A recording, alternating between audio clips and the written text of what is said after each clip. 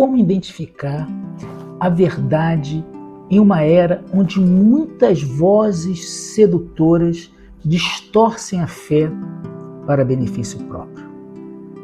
Será que eu e você estamos preparados para perceber quando a mensagem da cruz é substituída por entretenimento vazio que ignora o arrependimento?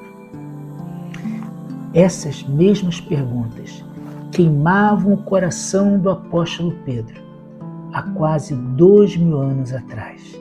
É isso que nós vamos conversar hoje no nosso programa Gotas de Esperança, da Igreja Batista Missionária do Maracanã.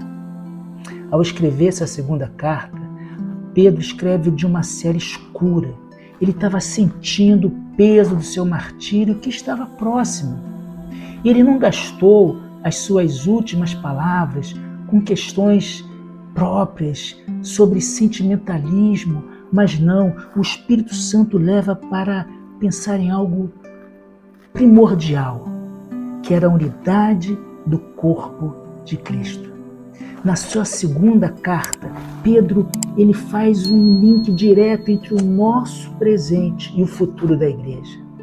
Ele denuncia que o maior perigo cristão não é a perseguição que vem de fora, mas a corrupção que nasce dentro da igreja. E é muito triste isso. Ele escreve para aquela geração e a nossa, para que eu e você não sejamos levados por fábulas enganosas, mas que eu e você possamos permanecer firmes na verdade absoluta que é Cristo. No capítulo 2, Pedro é cirúrgico, ele avisa de uma maneira contundente sobre os falsos mestres que se infiltraram sorrateiramente na igreja. É interessante ver que o foco de Pedro não é apenas um erro teológico, mas um erro de caráter de muitas pessoas. Os falsos mestres modernos muitas vezes não negam a Bíblia abertamente, mas a esvazia.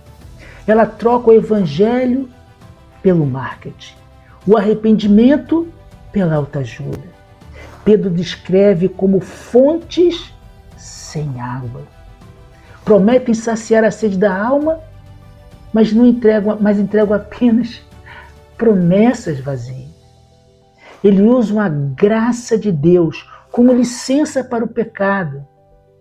Se a mensagem que você que está nesse programa, que você ouve, apenas fala de benefícios terrenos e ignora a santidade de Deus, o alerta de Deus, o alerta de Pedro está tocando para você.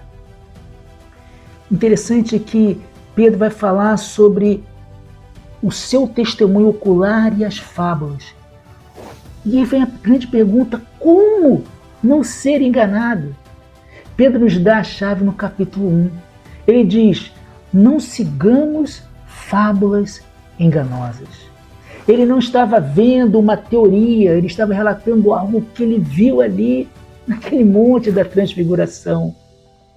A defesa contra esses falsos profetas de internet, de púlpitos modernos, não é buscar novas revelações, mas retornar à palavra profética confirmada nas Escrituras. Para Pedro, a verdade não é uma opinião mutável que muda de acordo com os segmentos. É um fato histórico, ancorado em Jesus Cristo. Ele reforça que a Escritura não é de interpretação particular. Eu penso de um jeito, você pensa de outro. Mas ele é o sopro de Deus, o antídoto contra a mentira que esvazia o conhecimento da verdade. Lá, depois, no capítulo 3, Pedro aborda sobre o ceticismo. Falsos mestres riam da promessa da volta de Cristo, dizendo: tudo continua igual, desde a criação. Hoje ouvimos o mesmo. O mundo evoluiu. Essas profecias são arcaicas.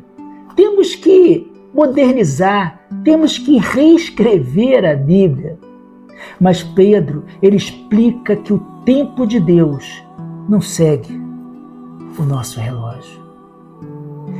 Embora às vezes ele pareça demorar, mas isso é um ato de misericórdia de Deus, para que eu e você e as outras pessoas que continuam perdidas se arrependam e busquem a Jesus. Porém, o dia do Senhor virá como um ladrão. A verdade sobre o fim do mundo deve moldar aquilo que nós vivemos agora. Nós temos que vivenciar que Jesus voltará. E se tudo isso for desfeito de uma hora para outra? Se Jesus chegar, que tipo de vida santa eu e você precisamos levar? É isso que Pedro fala.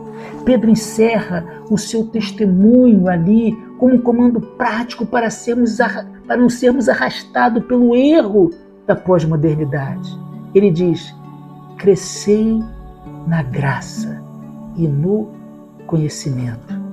E gravem isso: graça sem crescimento. Digo, graça sem conhecimento gera cristãos ingênuos. Conhecimento sem graça gera fariseus. Vou repetir. Graça sem conhecimento gera cristãos ingênuos. E conhecimento sem graça, sem misericórdia, sem amor, gera farisaísmo. O equilíbrio de Pedro nessa carta é o nosso escudo. E ao terminar esse programa de Gotas de Esperança, eu quero que você faça uma reflexão. Será que você tem conhecido a voz do pastor a ponto de diferenciar dos uivos dos lobos que nos cercam? Não sejamos somente ouvintes da palavra de Deus, mas sejamos estudiosos da sua palavra e fiquemos firmes na rocha. Que Deus te abençoe. Até a próxima e lembre-se, estude a palavra de Deus. Curta o vídeo, mas olhe para a Bíblia. Veja se aquilo que foi falado aqui nesse estudo corresponde à santa palavra de Deus. E cuidado com os falsos profetas. Deus te abençoe, fique com Deus e até o nosso próximo programa, Gotas de Esperança, um programa da Igreja Batista Missionária do Maracanã. Um abraço, tchau, tchau.